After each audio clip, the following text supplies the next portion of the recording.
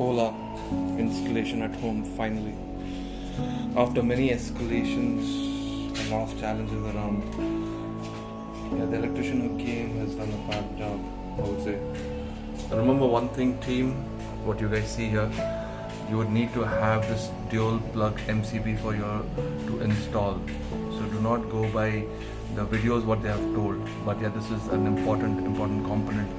So I had to go purchase this and then come back. I don't think Ola actually comes back to us and says that you would need this dual MCB. So please be a little watchful if you guys want to wall mount and when you do it, please make sure that your electric board has these things. Thank you so much for your time, and hope you guys enjoyed the video. Speak to you soon about my overall experience and the kind of escalations that I've sent to Ola before this installation. Take care.